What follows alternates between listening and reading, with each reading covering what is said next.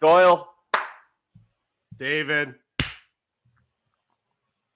Weeby. Chuck D. Some robust claps today, boys. Well done. Here we go. Charlie's is a weak clap. I thought it was pretty good. It had some reverberation to it. That's a soft Cape Cod clap. Yeah. Here we go. The salt in the air, it's just crazy. Oh, from New York, you are listening to Extra Time, driven by Continental from my apartment in Bed-Stuy. I'm Andrew Weeby with my partners in soccer, Charlie Davies, and two Yopstams. No, I'm just kidding. That's Matt Doyle and David Goss. Happy Memorial Day. What's up, guys? How you feeling? How you doing? I get you confused. Bald guys, it's tough. Yikes, dude. Just coming out firing. Wow. The story, I showed my brother, who's not a soccer person at all. Like, I showed him Extra Time because he's like, I don't even know what you do for your job. And it was an old. This was over Christmas, so it was an old video of. It was you, me. It was three of us, not you, Charlie. It was three of us just on the old Extra Time set at the studio, and me and David were sitting next to each other. And he just kept pointing at David and pointing at me, pointing at David and pointing at me. Like, is this a cousin? So apparently we do look alike. I don't. It's tough to tell us apart. It's that Phoenician blood. Yeah, exactly. You get it. So happy Memorial Day, folks. Our thoughts go out to everybody who has served, also families and friends who've lost loved ones. Hope you're enjoying this day despite the times. You know, we are still in a pandemic, so I would just throw it out every single time we do this show. It goes unspoken. Thank you to all the people doing the work that's necessary to keep our society going. All the essential workers, all the people in the hospitals, the nurses, the doctors, the people cleaning, the people making food, the people doing the myriad of jobs that are to be done. Before we jump in, we have the greatest team of all time bracket. We're down to 8 teams. We'll bring it down to 6 teams today, so 2 eliminated. Do some eulogies for those teams. Dead in our bracket, but never dead in our hearts. Quick news, Liga MX canceled the Clausura season. So if you're looking around the soccer world and wondering who's going to play and when, well, for now, Mexico has walked away from the Clausura, which I think makes sense given where we are and everything that's happening. The Bundesliga is still going, obviously. I'm watching the games. I did enjoy the crowd noise this week. It made sense to me. It made me feel like I was watching the games that I used to watch, but also watching Alphonso Davies. Wow.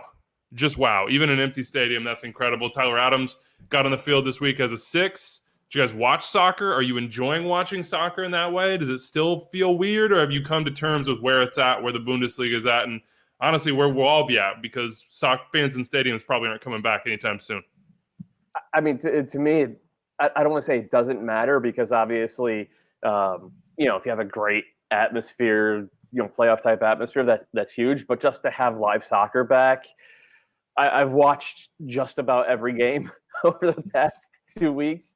It has brought me an unusual amount of joy, even though most of the U.S. players have struggled. And it's been like, there are things to take from it. It's a different type of game because there's rust, and because of the 5-sub rule. So I think we're seeing teams, because of that rust, a disproportionate amount of games are being decided by mistakes. Like the Hoffenheim Paderborn game, everything Schalke's done is being decided by self-inflicted mistakes right now. So it's been interesting to watch and analyze from that.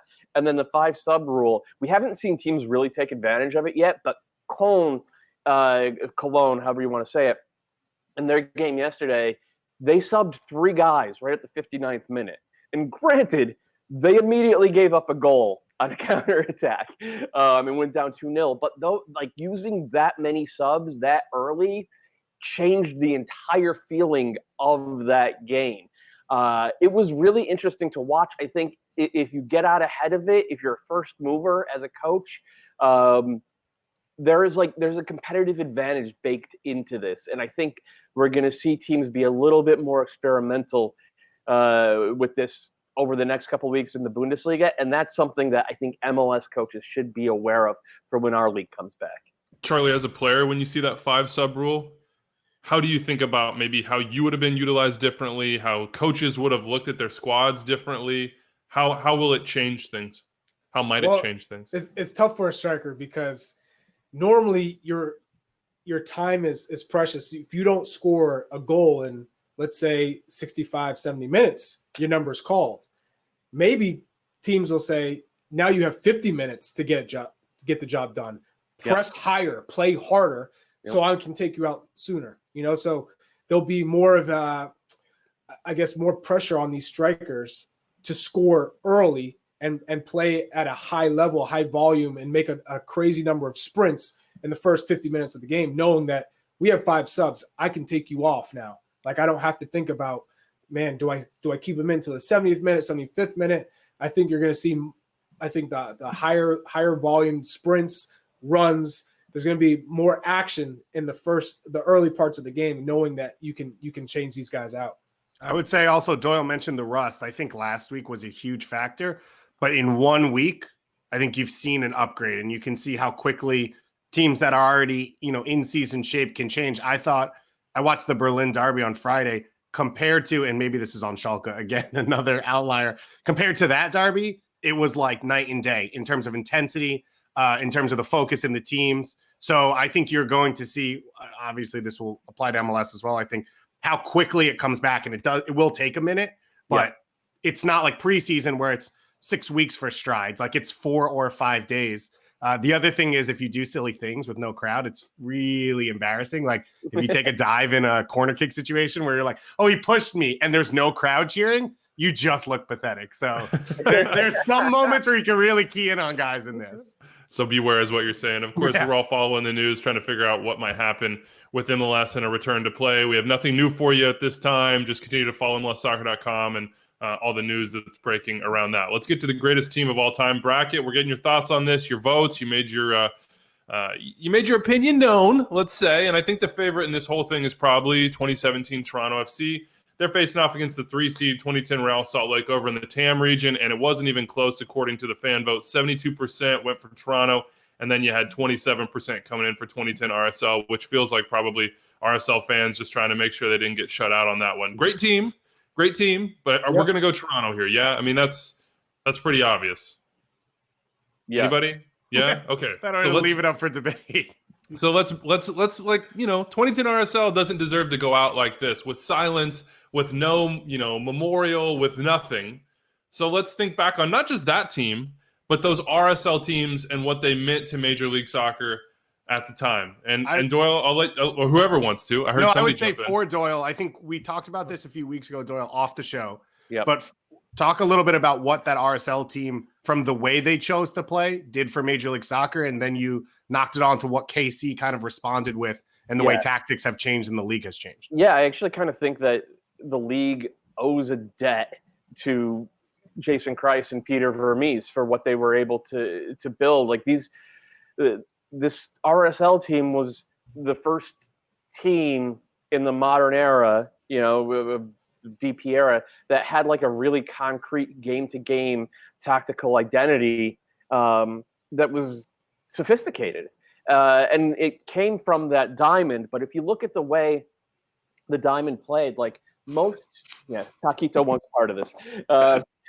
Like most diamonds actually play as like a 4-3-1-2, where you just have the number 10 sitting underneath the two forwards and, being the genius.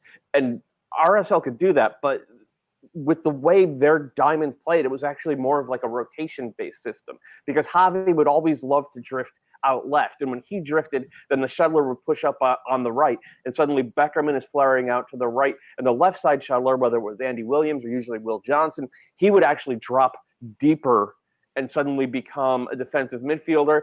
And then Wingert would push up on the left and become not an overlapping fullback, but more of like another almost like wide defensive midfield, like a possession fulcrum. And that would give them the string of good passers in the deep line that could be like the possession focal point, right? And they would like sort of stretch you out And once you would get stretched out, then Javi's finding those pockets, or Fabian Espindola is finding those pockets, or they're playing directly off of Alvaro Saborio, who is a really good hold-up forward.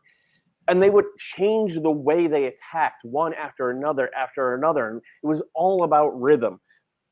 It was the first team in MLS that I've seen really since those great DC United teams early, which we'll be talking about in the next show.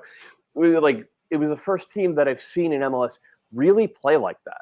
And they were really focused on doing that and imposing that upon you and beating you with the ball. This RSL team is the first team in modern MLS history that said it's not going to be about, not to say they couldn't battle in midfield, not to say that they couldn't occasionally beat you with speed, and they were great on set pieces, but they were like, we're going to use the ball to rip you apart and destroy you. And they were great at it. And they should have won CONCACAF Champions League. And it breaks my heart that they didn't. And I just really hope, and it's our job to make sure that a team that was this good, that got so close so often, it's our job to make sure that they are not forgotten. And it's entirely appropriate that they're in the last 8 of this bracket.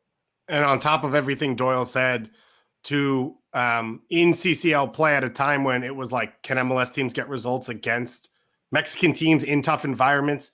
They lost in the group stage to Cruz Azul 5-4 down in Mexico, but like went toe-to-toe with one of the giants of Mexico, beat them at home, got the results at Saprissa, which was the national team's never even done that. Yeah. And then tied 2-2 at Monterrey. And this was, a buzzsaw of a Monterrey team that won every CCL for 3 years and dominated teams consistently in Mexico. So what they did from a perception point of view, in continental competition has, I think, springboarded a lot of like the belief in MLS teams over the last 8-9 years that they could do this. And we've seen it repeated, over the time. I think obviously the last few years, and we'll talk about Toronto here. But I think from a perception point of view, on top of everything Doyle said, to say like we can compete toe to toe, and everything they did, it was like you don't have to be New York and LA, and it's not just bringing in Beckham that allows you to compete. You don't have to go get Tornston Frings and things like that. You can compete across Major League Soccer. Then we saw RSL. Then we saw KC do it, and I think the way Red Bulls have chose to build their team. A lot of that all comes from what was built in 2008 and 2009.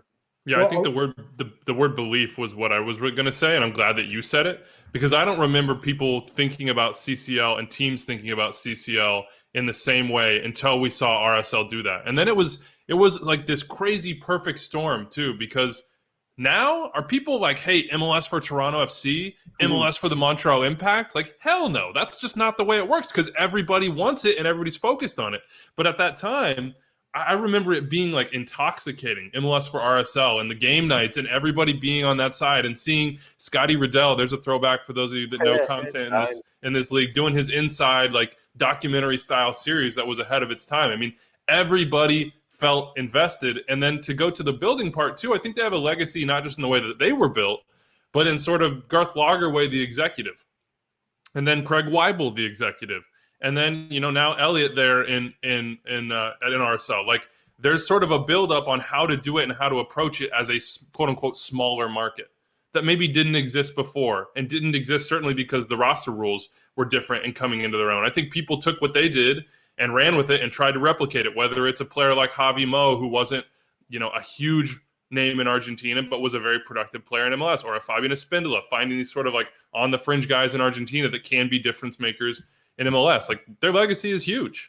But also at the same time, it's getting players who have played in that environment before. So when you're playing those CCL matches, it's not, you come down there and you're like, whoa, I can't handle this. Right. We're talking about Espindola, Olave, Saborio, these Javi Mo. These guys have come from these countries and those environments, and that type of, when you see those fans go playing in some of those crazy stadiums, you're not like suffocated. You're like, I know this. I'm ready for this. I can play in this environment and have success. So I think that also was a blueprint for these MLS teams, to have guys coming from those, Central American countries, South America, where now they can play in CCL, and it's not, oh man, this is Mount Everest. We can't beat a team like Monterrey. We can't beat a team like Cruz Azul. So big big congratulations to Salt Lake for making it this far. Now, Wait, Charlie, sidebar here. Have you played at the Purple Monster? Charlie, have you played at Saprissa yes. with the national team? Yes. How bad is it? Is it equal to Azteca? Is like what's that experience? Nothing touches Azteca. Well, we've gotten worse results there. I know it was turf. It was like right on top. They're right on top. You feel the animosity. You know you're it's a very tough place to play. They thrive there as well. I believe we lost 2-1. Maybe when I was playing there, it was World Cup qualifier. But I think that it's not as fearful anymore. I think when you think of Costa Rica, they're a solid team. But right now, where we are as a country, when you go down to Costa Rica, like you should be looking to get a result now. It's not like it was once back in the day. Yeah, I think that's the same in some ways with CCL too. The record against Costa Rican teams has gotten to a point where MLS teams sort of expect to win. That's not always universal. We've seen a lot of upsets. Any final touches on RSL 2010, the whole shebang? I mean, I think your point about additional trophies is an important one, Doyle, because I think they may fall in the same sort of zone as like I don't know. We've been talking a lot about these early fire teams that were very good, either at the very top or right there in the upper echelon with the very best, but just didn't have. And the fire teams had more trophies. Didn't have enough. The fire teams had 5, 6. And if the fire teams didn't have enough, given the players that they had, it's tough for RSL to be in that same sort of conversation. I mean, but they were on the brink of a dynasty if they could have just got the job done in those big matches. It's more like the Revs, right? It's more like the 2000s Revs who finished second in 4 separate MLS Cups, finished runners-up in 4 separate MLS Cups. I think they were runners-up in the Shield twice, and they just got that one U.S. Open Cup. So they did get a trophy. With this RSL team, they were runners-up in the Shield twice. They were runners-up in MLS Cup once. They were runners-up in U.S. Open Cup once, and they were runner-up in CCL once. They did get that one MLS Cup, though. They're remembered for 2009, but I remember that not because it was such a great performance in MLS Cup or because that was such a great team, but because it launched this beautiful era for RSL where, again, it was they were the first team in the modern era who was like, we're going to beat you with the ball. We're going to do that. The other thing to remember them for was their marketing effort. The team is the star, which was great, but it was also a lie because Javi Morales was the star. Javier Morales, he came in 2007. He was not a DP, but he was as effective a player as any of the DPs who were imported in that class. And one of the things he did, well, first of all, he came at 26 or 27, so he was the first of this new wave of South American DPs, or South American playmakers, rather, to come in his prime, which was huge. And second, he's buddies with like Diego Valeri. He's buddies with a lot of these guys who came later.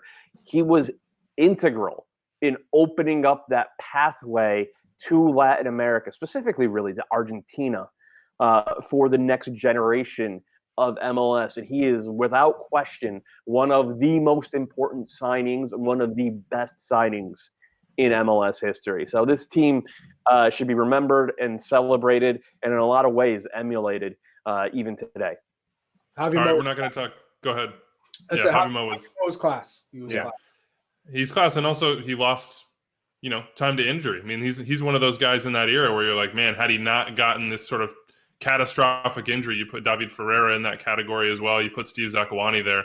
There were some real talents lost in that era, and he came back, and his recovery was also part of the inspiration too for this RSL team. Yeah, but because Javi Mo couldn't run anyway, so he lost his speed, but he didn't have speed to begin with. So.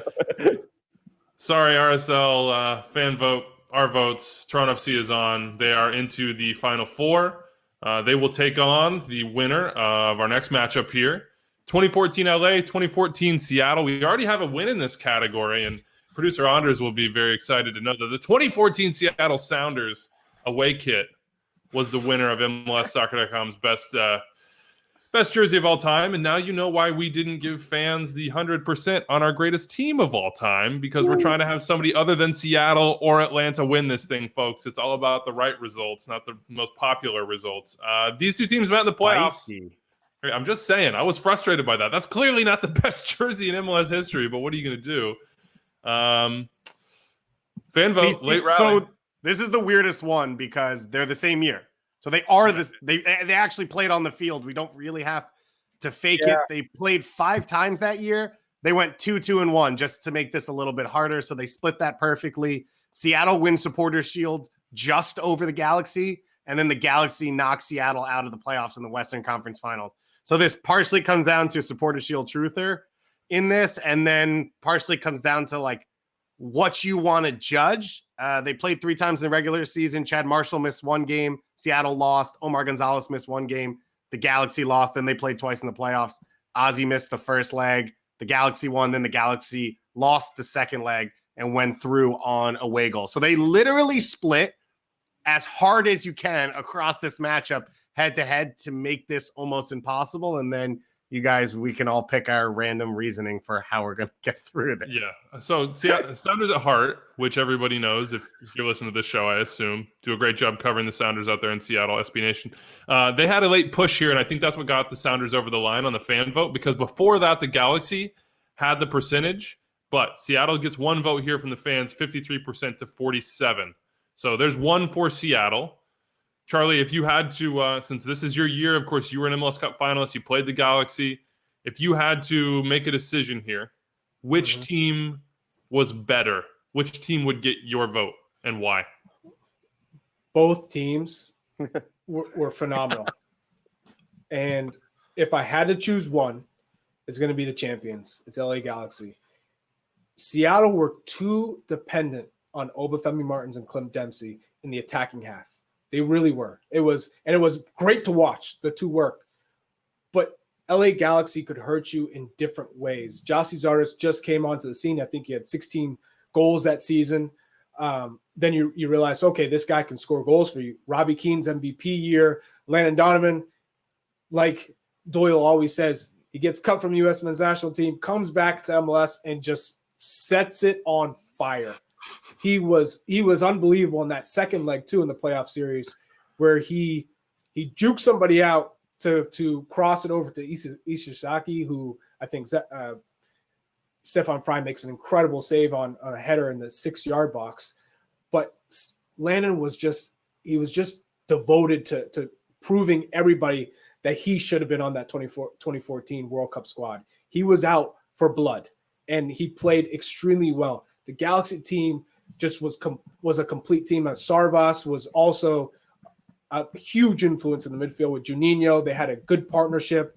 You had Robbie Rogers on the left flank, who was great at making overlapping runs, could also score goals. We've seen him terrorize defenses when he was playing more as an attacking player with Columbus Crew. So they've shown that they're a little bit more dynamic, this LA Galaxy team. And when it comes down to it, they won MLS Cup. It's not that they just beat Seattle in the playoffs and then lost eventually to us in the final. No, it was they beat Seattle and then they finished the job. It's got to be the champions. It's got to be LA Galaxy.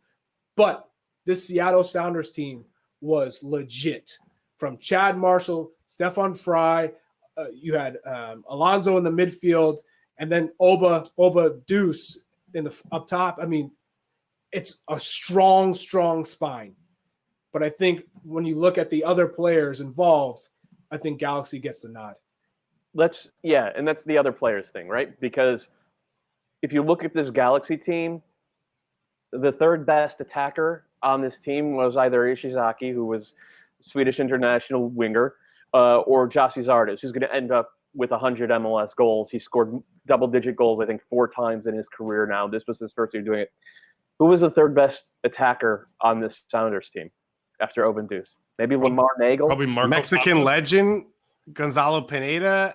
He wasn't I knew you were going there. Brad Evans? No, Brad he was an Evans, who we attacker? put on our Mount Rushmore. DeAndre Yedlin, He the didn't best go on fullback in the Mount league. Rushmore. Did you not hear that? Brad Evans didn't go on Mount Rushmore. Yeah, Brad Evans is not on Mount Rushmore. I thought we put him on. Say the word Stop it. attacker. You're stretching now. You're going all over the Brad place. Evans started at right midfield for them on the wing. He's a defensive player. He's a defensive player. And Like, he's a utility guy. Charlie, you started Jermaine Jones at the 10. Get out of my face.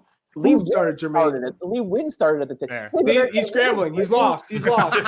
Doyle, help digging. Goss out. He's lost. I'm trying. So I think just the top end quality from like your top 3 or 4 attackers was higher overall for LA, and then the other thing is, like, in the big moments, Robbie Keane showed up. In the big moments, Landon Donovan showed up. In the big moments, Clinton Dempsey showed up. In the big moments in MLS, Obafemi Martins did not show up. He just didn't. He had 10 games worth, I think, of playoff appearances, 0 goals, 0 assists. And this bracket isn't who would win over a 35-game season. It's who would win in a knockout game.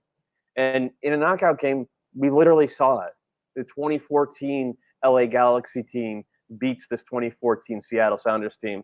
And the other thing, just shout out to the analytics community. This was the first team that they fell in love with. If you go to certain depths of the analytics community, they will tell you that what the Galaxy did from May, when Landon came back, to the end of the year in terms of just overall dominance, the underlying numbers just jump off the page, as does that goal differential. Plus 32 goal differential. There are only like 3 or 4 teams in MLS history that are plus 30 or better over the entire season. Just as my contractual requirement to push back on Doyle throwing any shade at Obafemi Martins. Obviously won Open Cup for them in 2014. Also, the last 2 games of the regular season of this year was at LA and then LA at home between these 2 teams, sitting on equal points for Supporter Shield. Oba had 2 assists in LA to bring them back from 2-0 down, and then had an assist in the home game, which won them the Supporter Shield. He did win them the Shield because he was like, once they went down at LA in the second to last week of the season, it was like, oh, it felt like destiny. It felt like, oh, this is Landon's last year. Of course, LA is going to win everything. And Obo was just insane the rest of that game and the next game. So he was great in the regular season. He was incredible. There's also a legacy factor too. And I know you're talking about, hey, what'd they do, what'd they win? But if you look at the rest of this bracket, I mean, this is the LA Galaxy team that is left.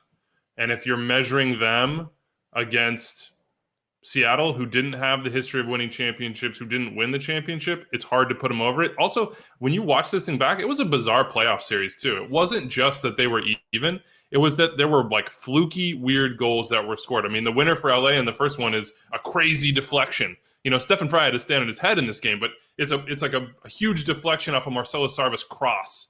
Clint Dempsey's second goal to bring Seattle back in trickles through Jaime Pinedo. It's another weird, like, semi-deflection one, and then Juninho wins it on the away goal with the drive from deep. So, like, it's hard to put them head-to-head. But to go back to, like, what makes them good in those big moments, in the Galaxy home game where they went up 2-0, they're both set-piece goals where the ball knocks around, and one's a deflected long shot as well. So, like, there was not much difference between these teams outside of star players missing games, and the Galaxy cut Seattle open in the first game, but Chad Marshall didn't play, and they were up 2-0 in 16 minutes for the Galaxy on the road, which is impressive. But it's razor thin, both on the field in real life, and then I think in this vote. You talk about championships, though. Seattle won a double, and they were this close away from going to an MLS Cup at a time when we'd never seen a domestic treble in MLS history. And I understand for Charlie's point of view, like, winning championships is everything. And he went to that MLS Cup and lost. But, like, the Galaxy only played 2 games in Open Cup, and they got rail-hawked and didn't have to do any of that work. Seattle had to fly across the country, play an extra time final, win that game. By the way, those count as trophies. And then come back and win Supporter Shield at the time at a record level in terms of most wins ever in MLS history and pushing a points number. I would never, ever have anyone else play the devil's advocate over you. That was phenomenal. No, I mean, it is a great point, though, David. And it's why this Galaxy team, as great as they were in the second half of the season in the playoffs, it's why they're frankly probably not going to win this bracket. Yeah, because they just completely tapped out of of one of the tournaments that they were in. But isn't that the most Bruce thing of all time? Where he's like, I don't even give a bleep about your stupid bracket. Like, who cares about your bracket? We won MLS Cup. That's the whole point. Is he chose what he wanted to win. I mean, to be fair, You know, we'd rather be talking about week 12 of the MLS season. For sure. Yeah, if we had a choice. But that is like sort of the demerit on the LA team is that Bruce prioritized and he decided, hey, this is what. Now you can't take anything away from Seattle. They handled the business. Yeah. But like, if Bruce the whole year is saying what matters to us is the supporter shield, do we really think that they don't find a way to get it done or have a place at the back end? If he cared about the Open Cup ever, do you think they might have won one? Like, they had the guys to do it. He just didn't care. I don't know that you can give credence there because then you're talking about, I don't know, could David Beckham at 35 push an Open Cup and then still perform in Major League Soccer? Could Robbie Keane? Like, I don't think you can give any argument there. Hence why I think this thing is going to end up coming down to TFC actually sealed the door on all the things they did. They don't give us space to question them. All these teams give us space to question them at this elite level because they took their foot off the gas in places. I think that's a fair point. Man. All right. They're through. Are this what we're saying, right? We're saying that the Galaxy are through. I'm voting Seattle. Okay, that's 2 for Seattle, so it has to be a sweep for the Galaxy for the rest of us. Dave puts the pressure on. We know where Charlie stands because I'm Galaxy. Charlie is, I played them in the final, so they must be the best team. We lost to the best team. That's definitely the Kansas Jayhawks attitude there. I appreciate that. Doyle, who you got? Make this decision. Oh man, this is tough. Not because it's tough to choose between these two teams, because it's obvious. I think that one team is just a little bit better than the other, but just to be like a contrarian troll, like you put it. Oh my God! You have that opportunity. You can feel it. Yeah. And like those Sounders fans, they gave me a lot of page views. I could earn some goodwill right here by putting the Sounders through, but like Obafemi Martins, I'm not going to finish the job. So. Wow. God. No respect. Oh, wow. Well done. You were setting that thing up, like building blocks, just raising it up just to knock it all down. Galaxy. Tension. You're through. Goss was feeling good. He was feeling good about that. No, I wouldn't. Even if I had won that on that Doyle vote, I would have gone and taken a shower after this show. I would have felt disgusting with that win. Your weekly shower. Yeah. Is there a bigger legacy point for the Sounders in this one? Because up until this point, this had probably been their best playoff run, really. In 2015, they wouldn't get the job done. Obviously, that would be the Timbers, but then it would be their time after that. Is there a legacy here that this team pushes on for future Sounders championship teams? Or was this sort of its own standalone great team? Personally, I think it's an example of their ability to create more than one great team. I look at them as different eras, even though Chad Marshall and Stephen Fry carry over. When you look at the face of 2014 and then you look at 2016 and 2019, in my mind, they're different groups, they're different teams, and it's to their credit as a franchise that they didn't just build one good team. And I'm not trying to knock RSL at all, but RSL is, this one group, pieces moved in and out, but it's 2009 to 2013, the same group.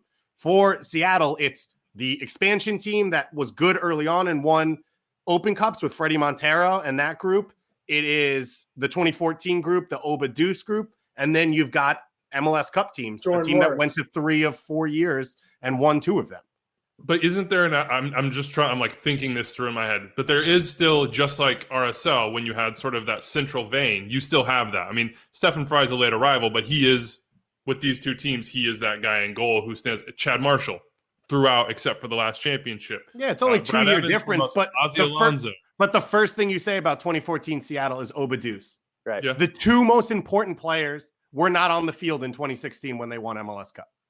So to have the depth and the ability to adjust your franchise to continue to operate at a high level without your 2 best players 2 years later, I think shows it's different than what we saw. And you could say with the Galaxy, if you want, from 2011 to 14, to lose Beckham and shift and probably be better than in 14 is impressive. But I think it just, for Seattle, it shows a better franchise over the course of their time in MLS. Well, it just shows that Garth Lagerwey has a good idea of when to bring in new talent, when to move talent, how to build what they already have.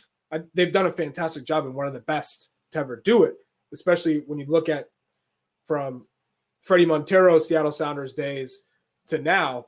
It's super impressive. And to just continue to promote talent. Like you look at Jordan Morris, but you also look before that at DeAndre Yedlin. So, I mean, Seattle we do have to say, in giving credit, well. Garth didn't get there till 2015.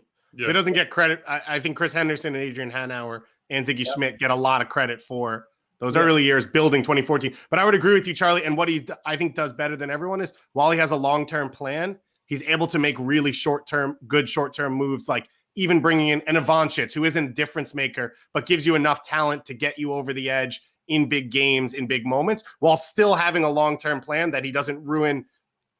I don't know if this is the right thing to say, but what Bruce did in LA, he left at the perfect time because he made a lot of short-term moves, and it all came crashing down at the same time on Kurt Analfo's head. But that was always going to happen because of the way they worked to just win now, win now, win now. If you look at what happened to LA, you could make a really good argument that Steven Gerrard is the worst DP signing of all time. Well, that's for another show. I mean, there are some other classified as DP that are definitely worse. I mean, they were worse players, but in terms of destroying a franchise, Gerrard was supposed to pick up the baton from Keane and Beckham, and he just wanted nothing to do with it. And the Galaxy, relative to expectation, expenditure, and previous accomplishments, what has happened to the Galaxy in the TAM era it's unreal that this team is so mediocre. Then I would throw it on Giovanni Dos Santos. He deserves it too. He was supposed to be the Carlos Vela. Now, be that guy who's going to take the franchise to another level or continue to be at the level that those Galaxy teams were in 2011, 12, 14. Yeah. Not happening. I do appreciate where we've gotten to, though. Yeah. Right? We went from here and excellence. We're like, Gerrard and hey, this is extra time. Yeah, exactly. They're in quarantine. Yeah. I just want to build on really quick what David said. I do think that the takeaway with this Sounders team is this specific Sounders team.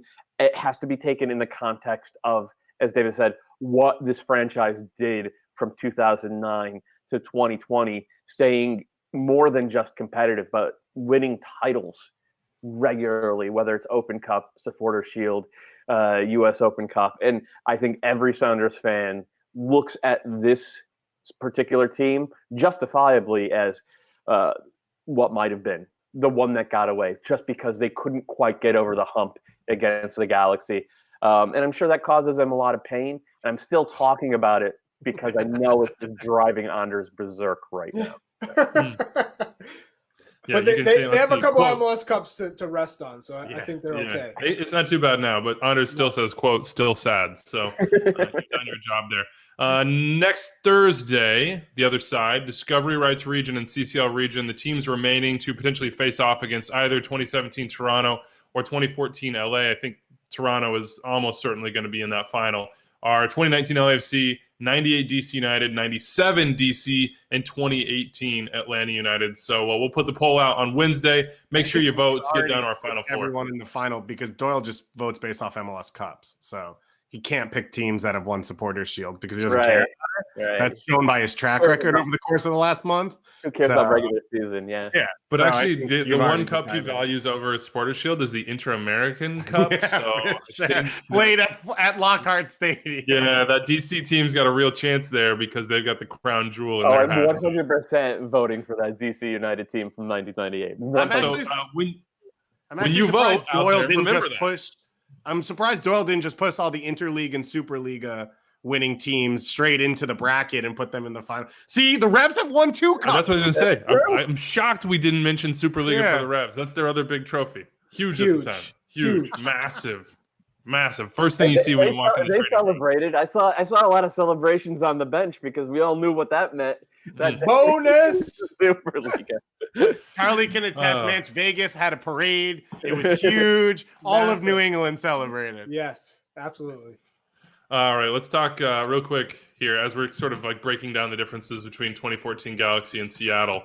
This is playoff week at MLSsoccer.com. We are, you know how it goes by now. It's jerseys, it's themes, it's history. It's trying to keep us all engaged as we wait for the soccer to return. Here's the big question for you, and I'll start this one with you, Charlie. What makes a good playoff team? Because so much of our discussions in this greatest team of all time ultimately come down to, as you said, who gets the job done. So in your mind, having done it, having watched it, now analyzing it, what makes a good playoff team? What are the critical ingredients? Well, when you talk about those early years, especially those LA Galaxy dominant years, 2011, 12, 14, it was all about momentum, right? Heading into the postseason hot, getting everybody bought in. You take the early couple months of the season to kind of get into a rhythm, flow, take it easy. And then as soon as that summer, midsummer comes, you come together and you start racking up the wins. You head into September, everybody is like, this team is hot. This is the team to beat. And you carry that confidence with you into the playoffs. And that usually meant you were going to get to the final or win it, because you guys were just in a rhythm. Everybody was in sync, and that typically meant results. Also sprinkled in there is experience, having guys who have done it before with previous teams, having that leadership on the field as well as in the locker room to have that balance. It's all about having the right balance of knowing when to push guys, knowing when to joke around and take some of the heat off some of the guys, having a coach who's been in that situation who can do the same thing, making those tough decisions come playoff time. Oh, this is when we're going to play a certain player who maybe hasn't played that much. I'm going to start him today. And then maybe in the second leg, I'm going to play a reserve or inject a reserve into the game much sooner or earlier than I'm used to. So having the right coach to push the buttons at the right time too, that's what makes a playoff team special. But as we've seen over the past couple of seasons, you're having clubs who want to win everything. It's not just MLS Cup. We want Supporter Shield. We want CCL. We want success in every competition we play in. And that's kind of, I think, speaks greatly of how this league has evolved, because you want championships as a team. You strive for everything. It's not just MLS Cup. It's Supporter Shield and MLS Cup. It's Campeones Cup. It's CCL. Anything we play in, we want to win. And I love that. That's how it should be played. Every time you step on the field, we want to win. Everyone was blown away by Yeah, Charlie. right? I'm just Tell me 2020. I'll just say this. To what Charlie said, I agree with what he said, but I think a lot of times the way I think about experience is there are teams that won't beat themselves. And we've talked about that a little bit in these brackets, even though they didn't get over the line of time. Those old Revs teams, especially the Houston Dynamo teams that won MLS Cups, they weren't going to give it away at any point. They were going to hang in the game at all times. And then you had playmakers. And to experience, you look at a lot of the teams that have won in MLS, 2013 KC, 2017 Toronto FC, they've lost right before. And they've seen a little bit of a difference.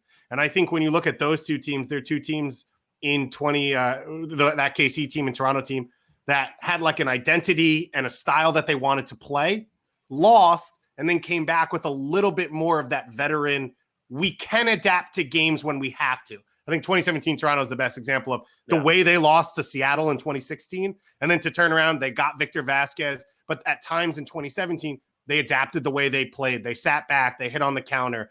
And I think when you look at 2015, the examples that were set for Porter to go away from the way he wanted to play, and for Greg Berhalter, who probably believes in the way he wants to play as much as anyone in MLS, to change what he did against the Red Bulls, was that idea of you either have to have an A+ identity and be able to dominate the game, or you have to be able to adapt and not beat yourself and hang in tough away games and get that, gritty result. And so I think you see the two extremes of it, and we've seen some really good teams combined it all. I think Seattle's the best example of at times it's flowing and at times it's whatever we have to do just to get through, aka winning an MLS Cup without having a shot on goal. But you're starting to see MLS teams, I think, look at past groups and learn how to build and adapt to be good in the playoffs. I think the building part is probably the most important, right? I mean, like, we can talk about momentum, we can talk about experience, all these things, but ultimately it comes down to one, talent, and then two, when I think of what you said, Dave, about like not making a mistake, it's teams that are able to build the back half of their roster with that experience or with those guys that aren't going to make those mistakes. You can go all the way back to like, I mean, really any team that's done it, but I'm going to go all the way back to like 6-7 Houston Dynamo, where, you know, some of the guys they had weren't the most talented players in the world, but who on the back line was going to F up? Who was going to mess up in that big moment? Nobody. And then you had the top end talent because you had D-Row and at the time Ching and Stu Holden and Jeff Cameron. Like, it's that mixture both in building but then in managing your team to keep guys engaged throughout the season, even if they're not playing a ton because they may have to be there, and to have the right guys on the back end of the roster, because so much in MLS all the way up until now, like, you can sign the best players. You can have Joseph Martinez, you can have Diego Valera, you can have like the top players in the league, but if you're 8, 9, 10, 11, 12, 13, 14 can't hack it against the other teams, it's just not going to happen for you. And so it's such a, you know, we hear in the Last Dance about organization. I think in MLS it comes down to a lot that too, because one, you're playing under strict rules that the rest of the world is not having to play under when you sign players, and two, the nature of the competition and the travel and the team building and the coaching and the level of player from 1 to 20 can be pretty disparate. So you have to hit on every note. And I think most of the MLS Cup champions have done that. And that's what makes some teams like I'm even going to say 2009 RSL like special and an outlier, because that team maybe didn't have all that. They had the beginnings of that, but they were able to get through. But I think most teams had most, if not all, if you look back at the last 15 years of MLS. There's not a lot of teams as far as champions where like doesn't deserve to be there. Yeah, they hit on just about everything they needed to hit on. I think that 2009 RSL team, like, they lost Javier Morales 20 minutes into MLS Cup, but they still had Ned Grabavoy to play. And Ned Grabavoy, not an all-star caliber MLS player, but he was certainly a type of player you could throw out there and get the job done. And so, yeah, they absolutely did have that. The thing that, you know, Charlie said experience, and I agree. And the play that keeps popping into my mind is the second Seattle goal from the playoff game against LAFC this past year. Experience manifests itself, shows itself on the field in your ability to do risk assessments and make the right play, even if it's the ugly play, in crunch moments. And in that moment at midfield, Seattle has just won the ball and pushed it out to the right flank. And Atuesta is side by side with Raul Ruidiaz, and he's behind the play now. Atuesta did not wipe Ruidiaz out.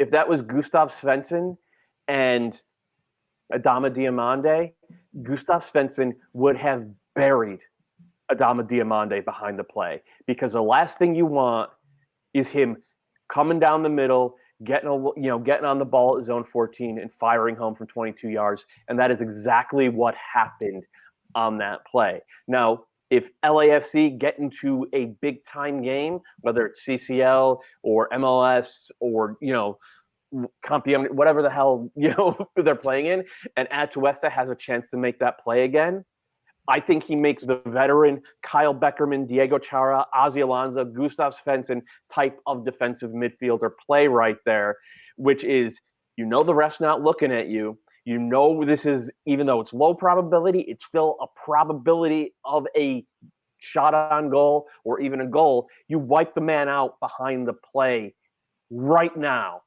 because you cannot put your team in a situation where you're suddenly down 2-1 in an elimination game, and everybody now is clenching.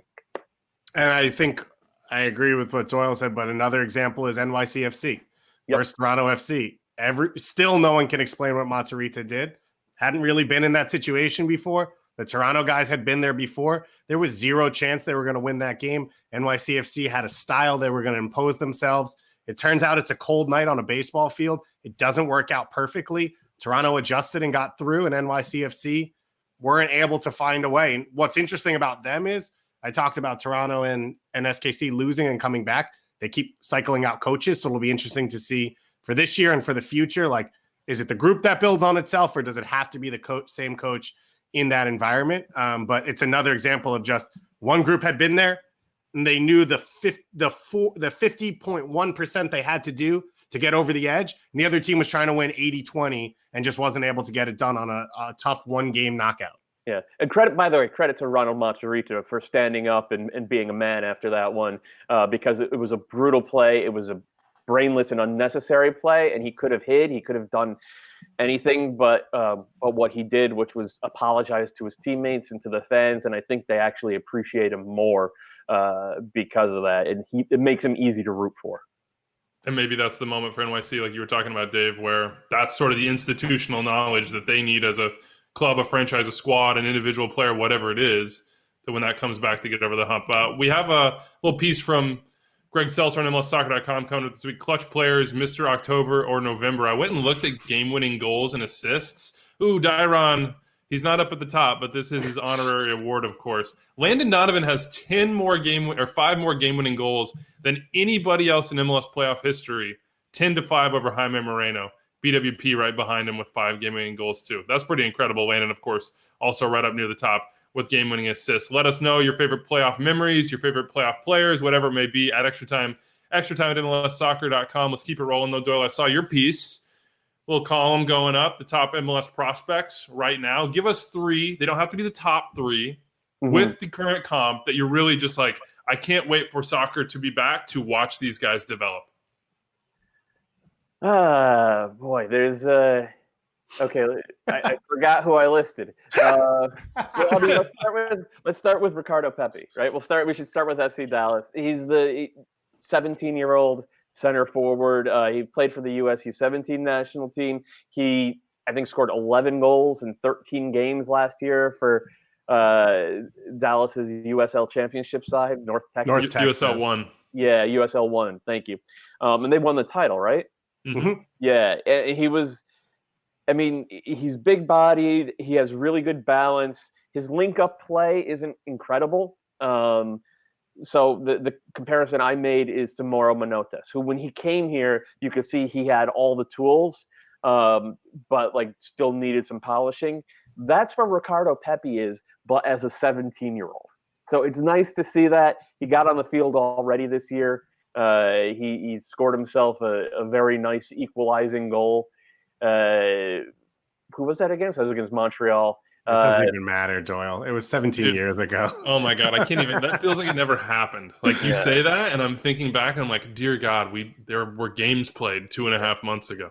But anyway, he's a super high level prospect. I think if you look at this most recent US U17 national team, Gio Reyna, obviously the highest level prospect, but Ricardo Pepi not very far behind him on that level.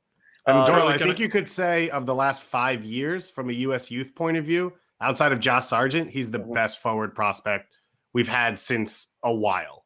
I think other than Sargent, he's the best prospect that we've had come through the U.S. youth national team pipeline as a center forward since Josie. So it goes from Josie to Sargent to Pepi. Pepi might be a little bit more of an instinctive goal scorer than Sargent is, but he doesn't like Sargent is so smooth and so good on the turn. I think Sargent's slightly higher level. Who else did I have? Can I, before you keep going, like rack your brain, Charlie, when you're watching young forwards, what are you looking for? To think high level, maybe U.S. national team, great professional. What do they have to have? There's a number of things. The first thing I look at is their influence on the game when they're not involved in the buildup. How are their runs? Where are they making their runs? Are they taking defenders with them? If they're not getting the ball to their feet, how can they still make a difference? Can they beat players on the dribble? That's one thing I love to see. If a striker can get in behind, and when you do make a run in behind, you're in the final third, where coaches usually say you can do what you want. In the final third, you can take those touches, you can take chances, you can take risks. Because if we do lose the ball in the final third, it's okay. It's in the middle third of the field or in the defensive half where you check into and receive a ball to relieve pressure from your back line, and you lose the ball there trying a trick or two. That's when you get in trouble. But in the final third, you get the ball, you're faced up 1v1 with a defender. What are you going to do? Are you going to just play the safe ball, or are you going to take chances? You're going to take risks. And once you do get by that defender, is your head up? Who are you looking to find? That's what I love to look at in the striker is, can we get the ball to you, and can you break down a defense, or can you be that guy to pull a defender out of position to hopefully involve one of your other teammates and get them the ball so they can capitalize in the moment. So I'm always interested to see movement off the ball, and when they do have the ball, will they take chances? Will they take risks of beating a defender 1v1? How do you spot a professional level finisher? Is it as simple as Ricardo Pepi scores goals in League One as a 17-year-old? I mean, how do you pick that out? How do you know? It's just before they're about to shoot, or just before they have that inch of space to pull the trigger. Do they have that patience? That patience not to rush. Are they rushing their chances, or is it calm, cool, collected right before they finish? That's the difference right there. Is it a rush shot? Is it a sliding kick? Is it a kind of like a panic mode? They still get the goal, or is it everything's fast, but right before the shot, do they slow themselves down, compose themselves, and then pick their corner and finish? That's the true mark of a goal scorer, is that final last second before you actually shoot. Are you in a place of calm being? Are you composed, or are you rushing?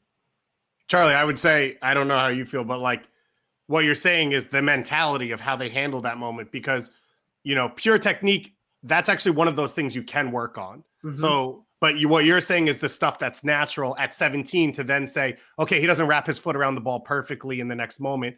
I can continue to improve that as a coach, working with him. But the thing that's natural to them is that panic, how they handle the biggest moment of the game, because we talk about 80, 90% of this, but if you don't finish, you don't win. And I see the same with young guys, where it's like some guys score goals, but it's easy, or it's awkward, or it's uncomfortable, and they look panicked, and other guys, they look calm. It's not always placed away, but you're like at 16, 17, if that's where they're at mentally, you can improve the way they do it over the next 4 or 5 years.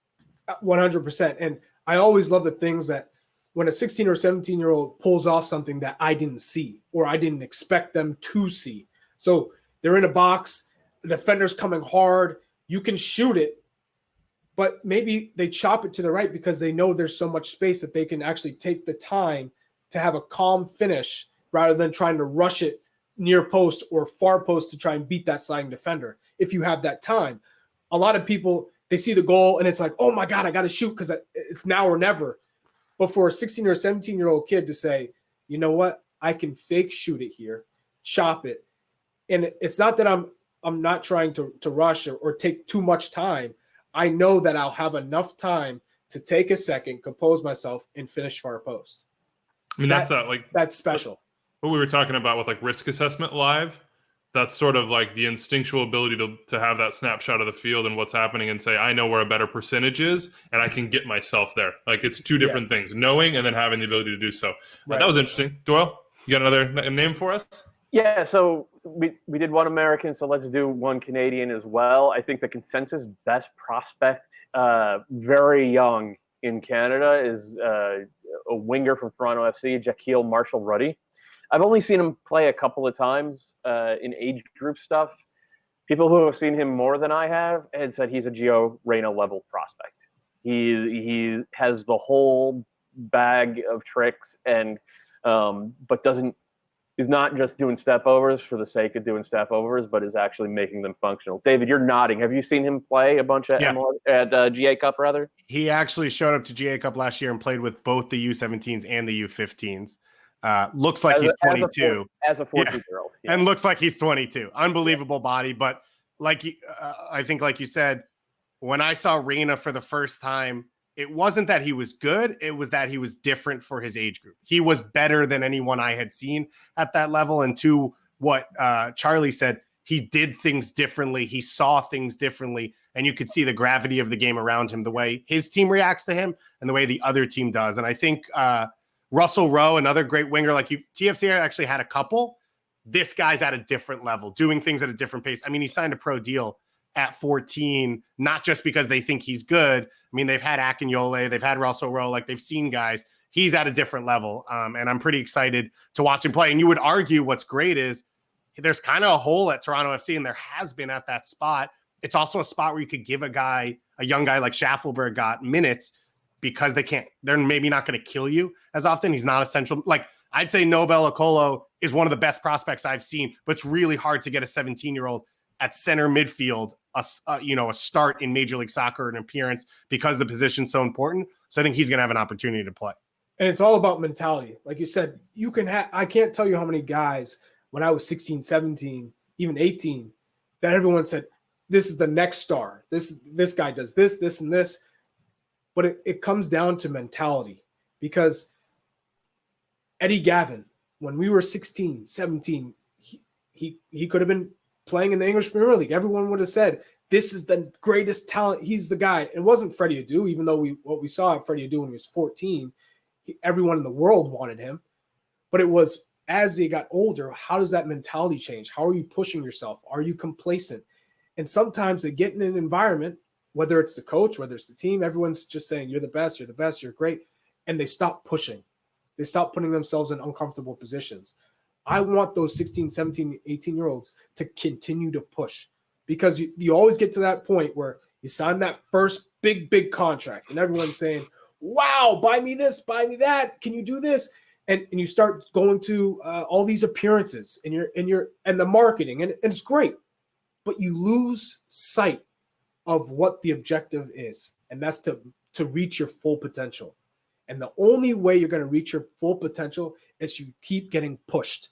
No matter how many goals you score, no matter how many teams you make, no matter how many national team caps you have, it's continuing to stay at the highest level for as long as you can and striving to be the best. And we don't see too many players that want to hit that mark or continue to push themselves, because at a point we've seen over the course of how long, as long as I've played, that guys reach a level and you say, I'm good. I'm not going to continue to struggle or grind or fight to get to that point. I'm good. I've come far enough, and I'm good. So I just wanted to throw in there, I think Charlie and Doyle have obviously seen this longer than me, but one of the pushes in Major League Soccer, and I think Toronto, Philly, New York, and Dallas are probably at the forefront, Atlanta maybe trying to come up there, is the gap of, you're a great prospect, you get signed to a pro deal, you're a good pro, like trying to fill in that gap of how to continue to push guys, how to continue to challenge guys, how to make sure that they don't settle when they sign their first pro deal, when they get their first MLS start. That is a big focus for a lot of these MLS clubs. One of it is, I think, is going to be sheer numbers. When you look at Toronto, they're signing 10 homegrowns to USL deals and MLS deals now. They're going to challenge each other because there's not space for everyone. And I think that's going to be big, rather than just Juan Agudelo, you are the future. You're put into the team. There's no one else coming up behind you. You're going to figure it out. I think that's part of it. And then I think the other part of it is just the coaches understanding what's needed for these guys and how to work. And I think we saw maybe Akinola, plateau a little as he came into the Toronto team. Everything that happens with him is going to be something that staff learns from, that academy learns from, the structure of that team learns from, to then make it better for a guy like Marshall Reddy. Well, Akinola, I can tell you right now, Josie speaks very highly of this kid, but he's behind Josie. When you're looking at the totem pole, how much time are you going to get? If you're a young star who has a ton of potential, you're only going to play or fulfill that potential if you're going to get minutes on the pitch and playing time. When you're playing, no matter what you do, no matter how well you do it, you're not going to dethrone Josie Altidore. That's always going to be in your mind. And it's a tough way to kind of make that jump when you always know in the back of your mind, no matter how hard you train, no matter how many, you can score 1 million goals in training. You can come in and do as much as you can in 10-minute substitution or 15 minutes off the bench. But you can't take it to the next step if you're not playing and starting matches every weekend. To really hit that development, to really make it to the next step, you need to be playing minutes. You need to be playing consistent minutes every weekend to take your game to the next level. And it's very difficult for a player in Akinola's position to do that. Now, I know he has talent because I've seen it in spurts, throughout games and minutes where he's played. You're like, wow, he has something special. But in order to really see it, he's got to be playing 90 minutes every weekend. Charlie, you don't think Josie goes to Greg Vanny and he's like, hey, man, this kid deserves like 90. You can take me out. Hey, I'd say, Vanny, this kid, he's got something in like 5, 7, 8 years down the road. Let me check my retirement timeline, and that's when exactly. he can start. So give us a third name, Doyle, and then we'll hit the mailbag. There's an Andrew in Brooklyn question that we should probably get to. He sounds disreputable. Yes. I'm going to name Diego Palacios, the left back for LAFC. He's been good. They signed him last summer. He's been good. He hasn't been incredible. But it's less about him as a player and more about what he represents, because in 2018-19, he played with Willem Twee in the Eredivisie. He was considered the best young left back in the Eredivisie. And Ajax, PSV, there were rumors of Barcelona, though I'm not sure how much I believe those. But this was a kid with a very European profile. He's from South America. He's Ecuadorian. So certainly the biggest teams in South America knew about him as well. LAFC were able to sign him. And the fact that LAFC are now competing for and signing players like this, it kind of blows me away. Now, whether you consider him a prospect still, he has over 3,000 first division minutes, but they also signed a midfielder from Ecuador who kind of fits that same bill in Jose Cifuentes. He was one of the stars for the Ecuadorian national team, the U20 team, that last year made it all the way to the quarterfinals of the U20 World Cup, beat the U.S. He scored a banger of a goal against the U.S.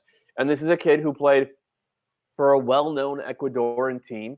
And there was interest reportedly from River Plate, Boca Juniors, a couple of Brazilian teams, and teams in the Dutch Eredivisie. He signed with LAFC. So it's less about the players themselves, and it's more about the understanding of where MLS teams are competing and who they're competing against to sign the best young players in the world. LAFC has kind of showed that if the developmental plan is right and if the money is right, MLS teams can go out and compete with Ajax and PSV and sign these players and develop them. And I think that is just huge. Does that surprise you that it's Thornton and Bob Bradley getting the job done and identifying them, but also convincing them to sign for LAFC? I mean, it surprises me that it's taken someone in MLS this long, and it makes me happy that someone's finally doing it. And I look forward to seeing what is going to happen, because they kind of already have done it, though it needs to be said, Atuesta and Diego Rossi were not considered the same level of prospect that Palacios and Cifuentes and Ginella all are. So and Brian Rodriguez, of course, as well, who I don't consider a prospect anymore. He has 5,000 first division minutes. Doyle, go ahead. Would it matter to you if Palacios didn't have a great time at LAFC and they sold him for profit? Like, does he have to produce in MLS to make this worthwhile? Because no, it's all about the transfer. I mean, if they make a profit off of him, then but that means if they're making a hefty transfer, that means he's doing it in MLS. That means he's performing well. Right. You're not selling him for if he's not bringing his A game to. That's not MLS always true. Alphonso Davies was good in MLS. He wasn't $25 million worth. Like, there are moments in MLS history where you've had guys who are prospects who don't always perform at their highest level here. And then you can performed still at his highest level here for Vancouver. Fair. I think Davies was probably a bad example. Carlos Greza was like borderline top 5 defensive midfielder in MLS. Borderline. And he got sold for $4.5 million to Augsburg, and he's a starter in the Bundesliga now. So, like, you don't have to blow everything away to make this type of move if you already have the profile. And that's the thing with Palacios and Cifuentes and Ginella. They already have the profile.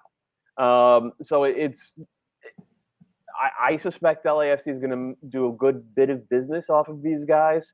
And it's exciting to me. Again, it's just exciting to see where MLS teams are competing in the global transfer market. Yeah. And this goes to what you were saying about institutional knowledge, Dave, with Toronto FC. And kind of what you said there, Doyle, why didn't some other team do it? Well, I think it's because you have to build up that institutional knowledge, whether that's your scouting networks, whether that's convincing ownership to spend the amount of money that it takes to bring in a Brian Rodriguez, a Janela, like all at once, whether it's the rules having those open. Like, to me, it's been a gradual march toward this. And somebody was going to have to be the first team to really do it en masse. And now LAFC is going to have to be the first team to do it en masse in terms of selling. And that's yet another bit of institutional knowledge that so far, do they have it? We don't know. Also, is there a coach in MLS history who was going to compete at a level that Bob's teams compete at and really give a shot to a young international player who isn't proven? Fair. And in Bob's case, he's in the room with Thornton making this decision. Yeah. We've had coaches who have been in that spot before, like Bruce and Ziggy, who were not going to take that risk because they didn't want that guy. And then you've had other GMs who wanted to take that risk, but knew their coaches wouldn't play them. So there was no point in it. So you mentioned institutional knowledge, but like you have a guy probably in the one scenario. If Bob makes it work, then you're going to see other teams do it. And I think Dallas is going to try it because you've got a GM coming from Brazil and this is what you're trying. And Luchi trusts young players. Oscar Pareja's done it. Yeah, that's true. Fabian Castillo is a good example, but maybe not the pressure on Pareja to win like Bruce had in LA or whatever else. But you haven't had a guy who will try it. I don't know about Frank. I don't know anything about Frank DeBoer at this point. Yeah, but I would expect DeBoer to play guys. No matter how old they are or where they come from. But they have it in mass on and signed the 19-year-old South American, you know? But I also think DeBoer, and I'm not saying Bob wouldn't do this, but I think DeBoer will look at it and say, who gives me the best chance to win on Sunday? And that's the guy I'm going to play. And Palacios and maybe Atuesta at the beginning may not have always been the answer to that. I think Bob was going to give them a chance because he believed in the team as a group and a system where DeBoer, and this is just based off last year, so it'll be the first year. I think it's more, I need to get results now, which is, I think, the trend in history for MLS coaches. Yeah, it takes an innovator. It takes somebody willing to take chances. It does take the institutional knowledge that Bob has built up over, 30 plus years in the pro game and more beyond that. I mean, there's a lot that goes into it. We've killed a lot of time. I could have gone through your entire list, Doyle. Maybe we'll go through another couple on all Thursday's the names show. That flooded to my head as Doyle said Pepe and then started. I was like, oh yeah, this is a thing we talk about and know about. we can just do an hour and a half on FC Dallas. I mean, yeah. Tanner Tessman, your favorite guy, Brian Reynolds, Weeby. Get out of here. Right back. That's my cue. Andrew in Brooklyn hit us up from the mailbag 401-2060-MLS. We're not going to talk about this today because we're just running out of time and it's Memorial Day. But I want to know what the people at home think about the U.S. national team and an identity, because you have Zach Steffen telling Herc a month ago at ESPN FC that the U.S. doesn't have one. Then Greg Berhalter said, okay, maybe that's fair, but we haven't had the opportunity. Now Weston McKinney's coming back out on banter with Taylor Twellman saying, yes, we do too have an identity. So I'm curious what you think at home. Does the U.S. have one? How do they get one? And how might the pandemic affect everything? 401-2060-MLS. Extra time at MLSsoccer.com. Let's get out of here. Enjoy the day with our... Real quick, I would just say, I think we all know that having a podcast is number one for identity, and Charlie Davies now hosting the new U.S. Soccer podcast. So they are on the pathway to an extra time level identity, which is all that matters. Charlie, do you want to plug? You know what? You guys are just top. This is it. I don't have to say anything else. I'll expect my Cape Cod invitation coming up. Right? That was the oh yeah, that was very real politique from Dave. Yeah. Adios, everybody. Enjoy your holiday. We'll see you on Thursday.